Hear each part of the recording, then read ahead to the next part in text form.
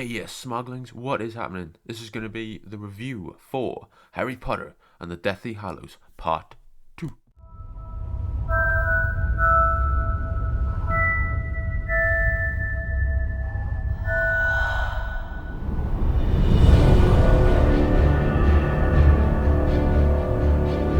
Harry Potter,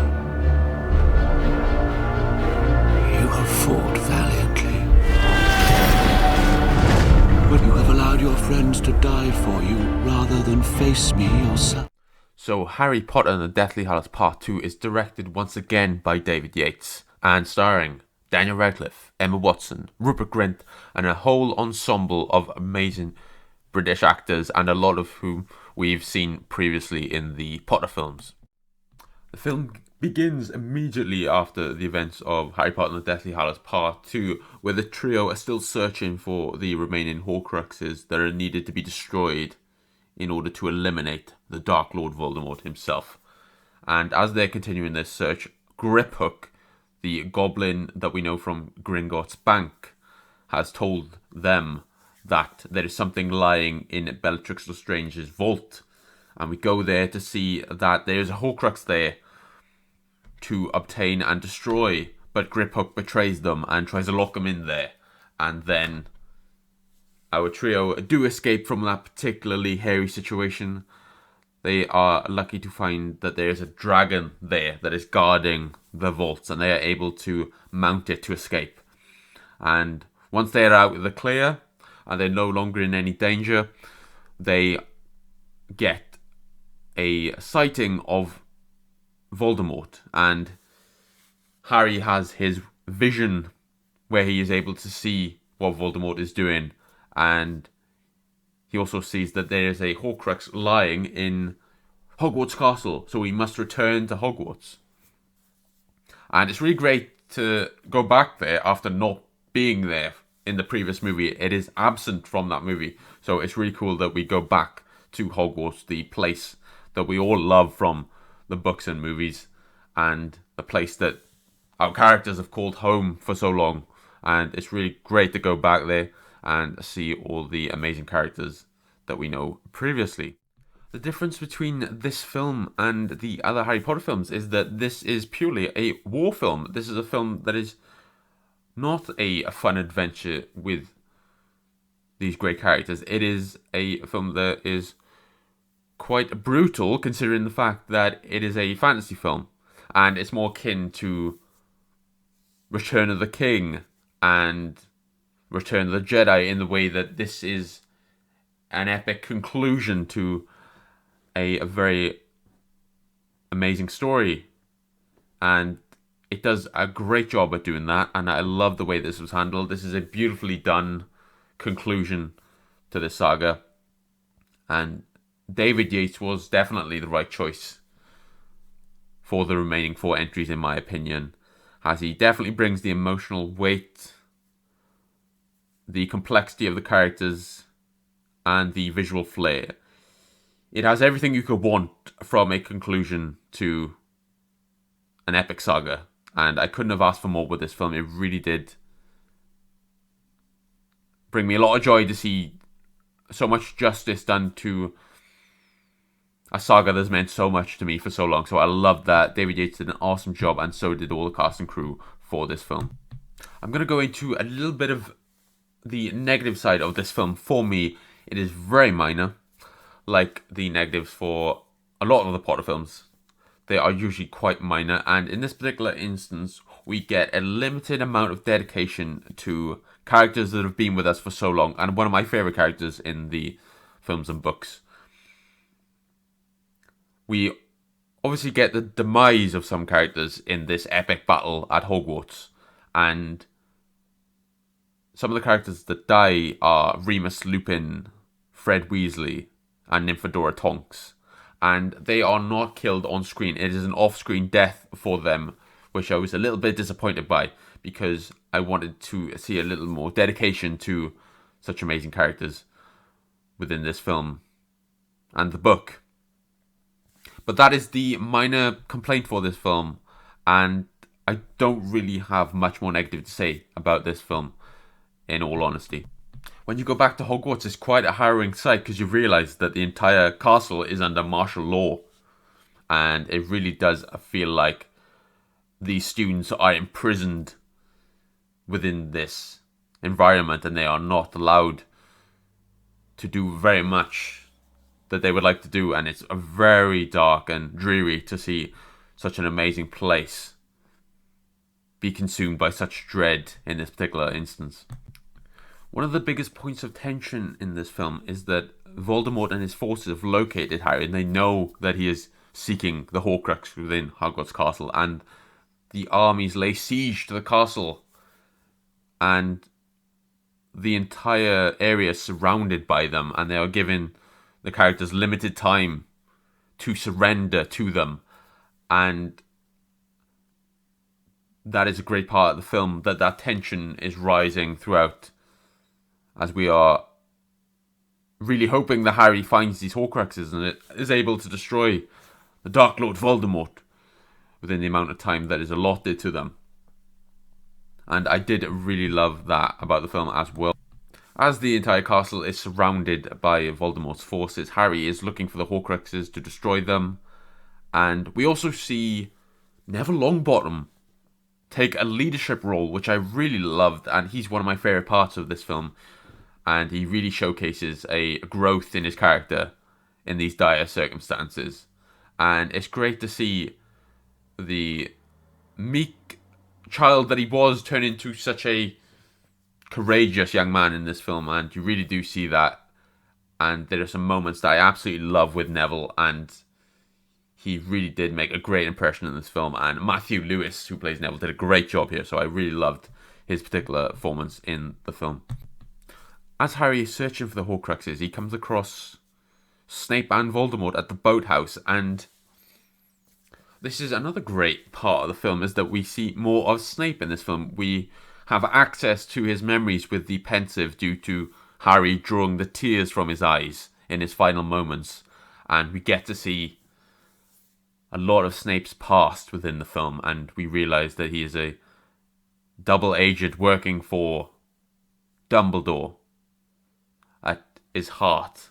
And it's really cool to see this character that we've despised lovingly for so long in these films get shown for the true character that he has, the true courage and bravery that he has, and his dedication to the memory of Lily Potter, because that's his ultimate love, is Lily Potter.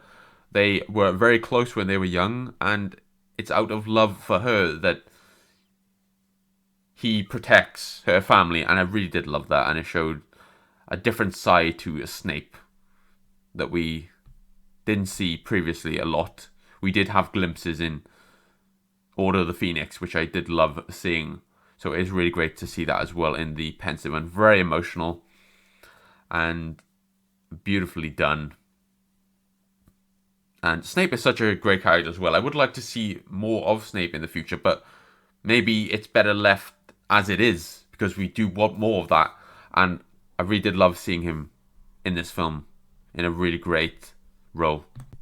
The other thing to note about this film is that it is so fast-paced, and we're always on the move, and we're always going to the next Horcrux and to the next combat encounter, and I really did love that. It's a very different style to the previous Harry Potter films, where they are slower in some instances, and it doesn't need to develop the characters or the story, because they have 7 previous films that have done that for them. So we already know and love these characters, and we all really want to see this particular chapter of the story.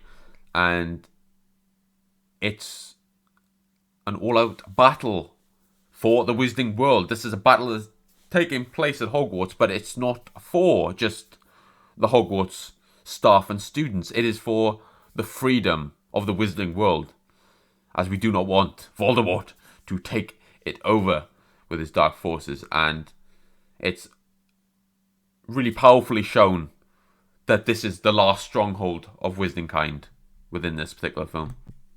I really did love the moment where the final Horcrux needs to be destroyed, and the Sword of Gryffindor presents itself to Neville Longbottom, and he uses it to completely sliced Nagini in half. The snake of Voldemort, who is the final Horcrux, is sliced in half, and it is beautifully done. And I love that arc for the character. Neville Longbottom was not a courageous character in the beginning, and he really developed and grew throughout the series, and they showcased that beautifully here, and I loved how they treat this character. They really treated it respectfully here, so I did love that for the character of Neville Longbottom. And I think the moment we've all been waiting for is the showdown between Harry Potter and Tom Marvolo Riddle. Two opposing forces coming together in a battle of good versus evil. And I love the way this scene is shot when we get the fight between the two, because initially there's not that much audio in the scene, and it really ramps up the tension when you're hearing the incantations being cast by the two characters. And we suspect that Harry is going to survive, but that is the beautiful thing about film, is that it can immerse you if done really well in a way that makes you forget what you really do know. And that's what happens here, is that you are afraid for Harry's life as he's going up against one of the most powerful dark wizards of all time. But we do have the final incantations being cast. Harry with his Expelliarmus and Lord Voldemort with his Avada Kedavra.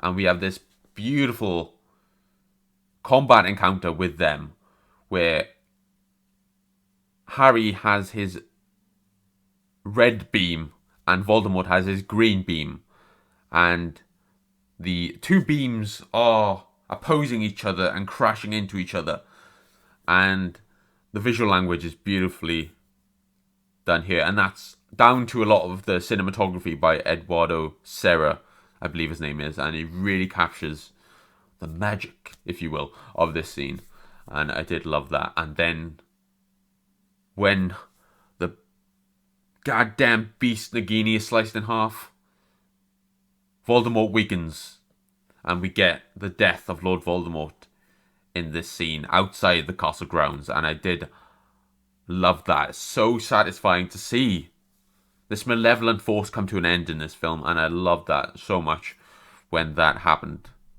The battle for the good of Wisdomkind has been won, and our trio have in their possession the Elder Wand, and Harry needs to decide if he's actually going to use the Elder Wand for what he wants to do, and he decides to snap it in half and cast it off the Hogwarts Bridge.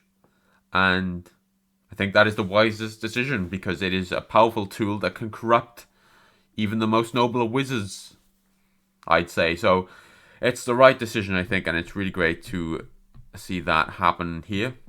So after the battle has been won, we fast forward 19 years later, and we see the trio with the children of their own, which is very cool to see. And we're back at King's Cross Station on their first day going to Hogwarts, and very nostalgic for all the fans that have been there since the beginning, and it definitely feels like there's a new generation going to Hogwarts in this film, and it's beautifully done. And we get the final shot of the three standing together with beautiful music playing in the background, and it's the end of the film. It's the end of an era, and I really did feel that when I watched this film for the first time, and I feel it now as well. It is the end of this era of Harry Potter, and it made me really sad then. It makes me really sad now to see the end of the saga, but happy that it's so beautifully done, and I couldn't have asked for a better conclusion to the saga. There are obviously subsequent films that have been released in the Fantastic Beasts series, which I do like quite a lot, but it's not as good as the Harry Potter films. And we have the HBO series coming next year, I believe, so we've got that to look forward to as well. But this is the end of this particular cast and crew adapting these novels. And I just got to say for the end of this, thank you to the amazing cast and crew, Daniel Radcliffe, Emma Watson, Rupert Grint, and all the amazing members of the ensemble that make up these films. And to the directors, Chris Columbus, Alfonso Cuarón, Mike Newell, David Yates, and to J.K. Rowling as well for creating this amazing world. A big hero of mine, J.K. Rowling. So I really do appreciate all they've done for all the Potter fans and for making amazing movies. So I do think they did an amazing job there. So that is my review for Harry Potter and the Deathly Hallows Part 2, Smugglings. What did you think of the film? Let me know in your comments down below. Really appreciate you. And I will see you in the next video, guys. So you guys take care, and I will see you soon. Come on, Tom. Let's finish this the way we started it. Together!